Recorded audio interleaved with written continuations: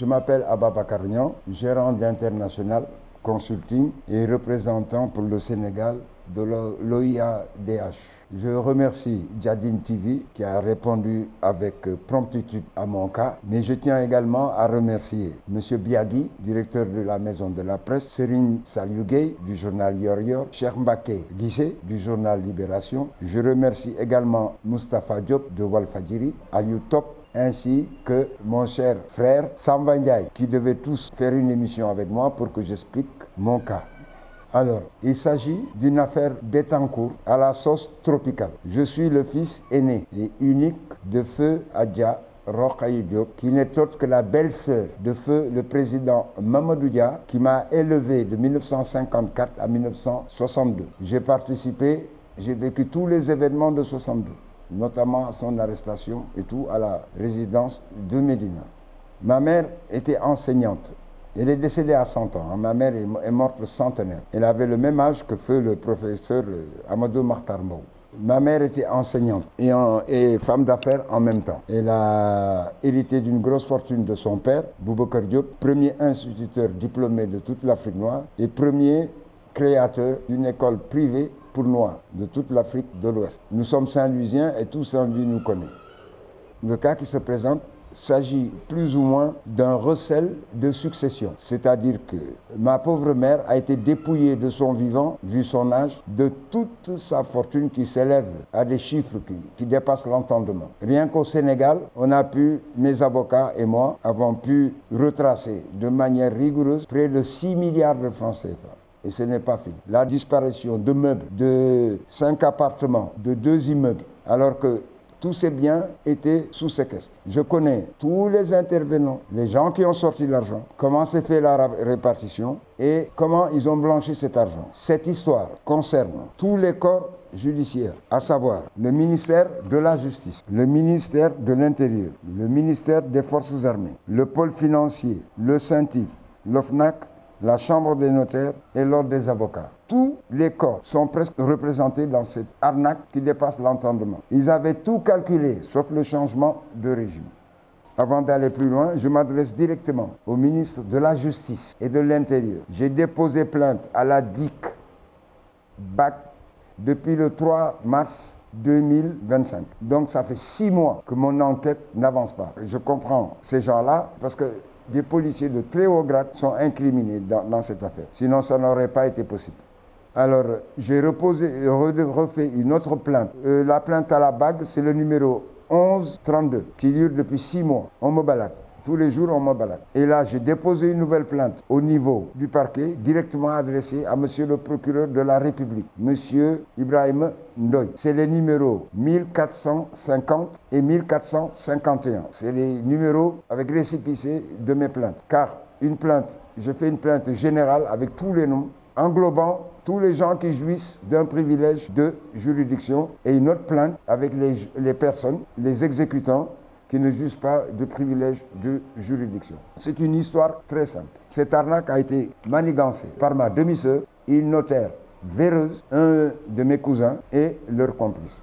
Je donne les charges maintenant. L'objet de ma plainte: usurpation de charge, faux et usage de faux en écriture avec vol de signature, tentative d'escroquerie au jugement d'hérédité antidaté, détournement et destruction de dossiers judiciaires avec toutes les preuves, disparition de l'immeuble familial du Point E coûtant plus de 500 millions et ne figurant pas sur le faux testament post-mortem, association de malfaiteurs, blanchiment à l'aide de prénoms, corruption avérée, séquestration, diffamation grave à mon encontre, intimidation policière, vol, meubles, bijoux, etc. Les personnes contre qui je porte plainte: ma demi-sœur, l'instigatrice, on a la même mère, instigatrice et maître de cette arnaque. Sa première complice, une notaire très connue de la place, qui a usurpé, qui a débuté dès 2004 alors qu'elle n'était pas notaire, alors qu'elle était employée simplement du notaire réel de ma mère qui n'était autre que Boubacar Seck, qui porte le prénom de mon grand-père maternel et qui était également le notaire des sœurs et des frères de ma mère. À leur décès, il n'y a eu jamais eu aucun problème. Donc, c'est une notaire véreuse qui, en 2004, alors qu'elle n'était pas notaire, elle était clerc de notaire,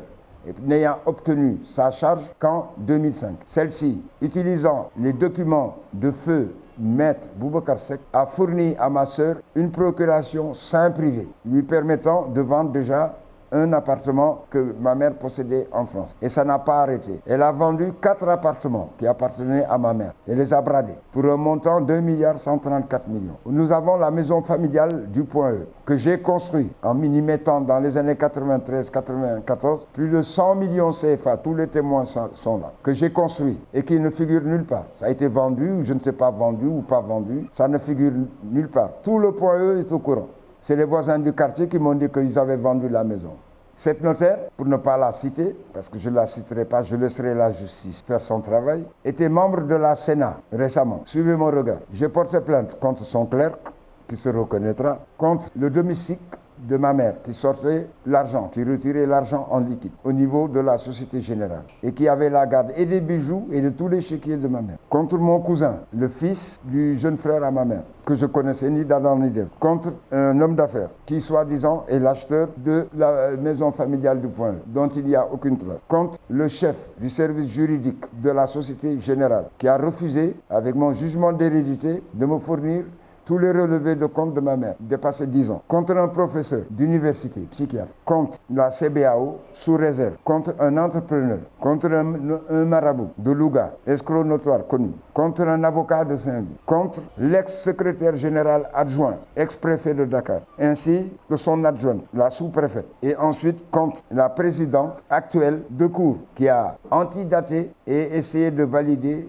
un faux testament qui a été fait après avoir dérobé tous les biens de ma mère, qui a été fait après sa mort. Contre un très haut placé de la police, qui n'était autre qu'en 2014, le chef de la sûreté urbaine. Et ensuite, qui est devenu, je ne sais pas, un des chefs de la police, c'est le célèbre commissaire qui avait fait l'interview là, avec France 24 et le numéro 9. Suivez mon regard. Du niveau de la gendarmerie, où j'avais porté plainte également, en 2016-2017, contre un adjudant bien connu, acteur dans l'affaire Amadouba et Khadimba, qui se trouve actuellement en prison. Suivez mon regard. Voilà, la liste est close. Alors, j'ai demandé dans ma plainte que mon dossier soit traité par la sûreté, la section de recherche de la gendarmerie. Ça fait 6 mois que j'attends. Et je m'adresse aux autorités, aux ministres concernés, pour que cette affaire se termine et que je puisse aller me faire soigner. Car je suis septuagénaire, je suis malade, je dois me faire opérer, j'ai des problèmes de santé et je ne peux pas passer mon temps à monter et à descendre. Alors, mon dossier à la DIC BAG est le dossier numéro 1132, daté du 3 mars 2025. On est le 22 août 2025, presque 6 mois et jamais rien n'a été fait. Je connais tous les gens qui ont participé, comment ils ont procédé pour sortir l'argent. Les preuves sont là, palpables. J'ai plus de 17 preuves. J'ai les aveux écrits de ma demi-sœur venant de France, vivant en France, qui a avoué par le chargé des comptes de feu ma mère qu'il retirait de l'argent à tire-larigot et qu'elle devait avoir une procuration pour suivre les comptes. 70 millions ont été retirés par mon cousin, 2 mois avant le décès de ma mère. 2 mois, le 22 juin 2021. Ma mère étant morte le 12 août 2021. Le 11 août, mon cousin, pendant que ma mère agonisait, s'est permis encore de dérober, je crois, 30 millions. Le jour de l'enterrement, c'était une histoire pour un partage de cet argent. Et c'est ainsi qu'une personne lésée m'a remis les documents bancaires en ma possession et qui font foi. Parce que mon cousin est ce qu'on appelle ici un Ousmane Ndiap. Mosul Ligue, 70 millions, qu'il a sorti le 22 juin. Car le domestique qui sortait les milliards et les milliards, voyant comment il traitait ma pauvre mère, pris de remords, a pris peur et a refusé d'assumer, de terminer son rôle. Ils l'ont éliminé. Et ma sœur agit toujours cachée. Lorsqu'elle se sert toujours des autres. Elle les mouille et après elle nie. Voilà. Le dossier est clair, j'ai toutes les preuves et je suis prêt à répondre à toutes questions. Et tous les gens visés, s'ils retrouvent à dire, ils n'ont qu'à porter plainte contre moi. Et je réitère ma plainte contre toutes ces personnalités citées. Et il y a le blanchiment également. Il y a un immeuble qu'on a construit juste à côté de chez ma mère et je sais que c'est l'argent de ma mère, une partie qui a été connue parce que je suis dans les affaires. Je sais comment on procède. J'ai fait le tour de l'Afrique. Je pensais que j'avais tout vu dans ma vie. J'ai fait plus de 90 pays dans ma vie. Je pensais qu'en Guinée-Conakry, j'avais tout vu. Mais je crois que le Sénégal a dépassé largement tous les pays d'Afrique. J'ai jamais vu autant de corruption de ma vie. Alors, les hautes personnalités servaient de bouclier, empêchant toute enquête policière. Il y a même eu un détournement d'une de mes plaintes de la justice au commissariat central et mon dossier s'est retrouvé chez le préfet de l'époque, 2014, qui n'était autre que le préfet qui a démoli la cité Tobago. Suivez mon regard. Tous les policiers du commissariat central sont témoins. Certains sont venus me prévenir parce qu'ils ont connu mon jeune frère, mon demi-frère puis né, qui était préfet de Dakar. Et je suis fils de gouverneur, on ne me l'a fait pas. Parmi les premiers gouverneurs du Sénégal. Je suis le fils du gouverneur. Maintenant, j'espère que le ministre de la Justice, que je loue, que le procureur général, le procureur de la République, le ministre de l'Intérieur, le ministre des Forces armées vont m'aider à diligenter cette affaire. Car ça regroupe tous les corps de contrôle, toutes les juridictions, tous les corps de contrôle. Il y a privilège de juridiction au niveau des notaires. Il y a 2 avocats incriminés, dont l'un était le corrupteur en chef. Il se reconnaîtra, il sait qui c'est. Ça concerne tous les corps. Je connais tous les prête-noms, comment ils ont procédé, comment ils ont blanchi une partie de l'argent. J'ai déjà saisi le pôle financier en France. J'ai déjà porté plainte contre ma sœur et tout le groupe au niveau financier. Mon cher Djadine, vous avez vu toutes les preuves. C'est clair comme de l'eau de roche.